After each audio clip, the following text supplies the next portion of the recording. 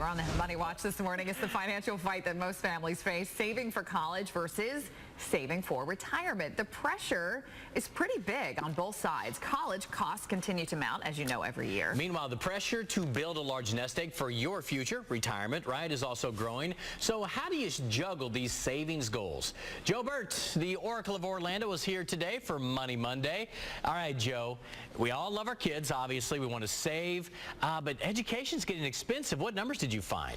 Well, John, a private education today costs about $150,000, $160,000. State school just under $100,000.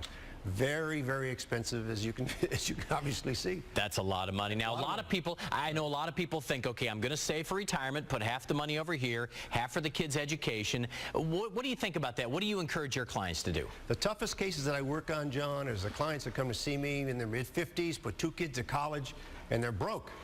And what you want to do is take care of yourself first. You know, the first admonition you get when you get on the airplane is when the oxygen masks drop from the top, you put it on your face first, and then you take care of everything else second.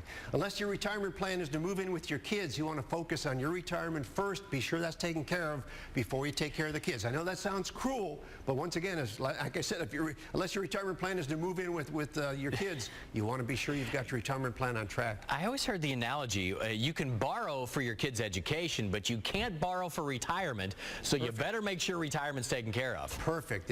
Yeah, I like that very much, and that is in fact the truth. Now, you can borrow from your 401k if you need to, but once again, you're jeopardizing your own retirement. Okay, so let's talk about some of the different ways that you can save for both. Say retirement's taken care of. Do you like the 529 plans? 529 plans are good. You know, I used to be a big fan of the Florida prepaid plans. They were very, very effective, very efficient, got a lot of bang for your buck, but the costs have been raised dramatically. A lot of people today are using the 529 plans. 529 plan, very quickly, is a way for you to put money aside. It's not tax deductible, but the good news is it grows without being taxed. Save $300 when the kid's first born. You can have over $100,000 when they're ready for college. It's a great way to do it. You know, Joe, I've also heard that if your kids have too much money in an account like a 529, that can hurt their ability to get financial aid down the road or loans. Is that true? That is true. So it's a two-edged sword. You either have it or you don't have it. And the other thing you want to be careful of is signing on the loans for your kids, because once again, you co-sign on that loan, you are responsible to jeopardize your retirement.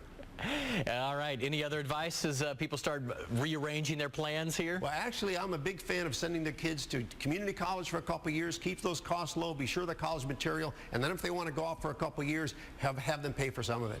You mean you're saying if your child isn't 6'7", 6'8", maybe weighing 320, can play the offensive line? Well, that's true. Okay. That's always a plan, too. Feed them well. Thanks, Joe Bert. Always good to see you. Have a great day. There's always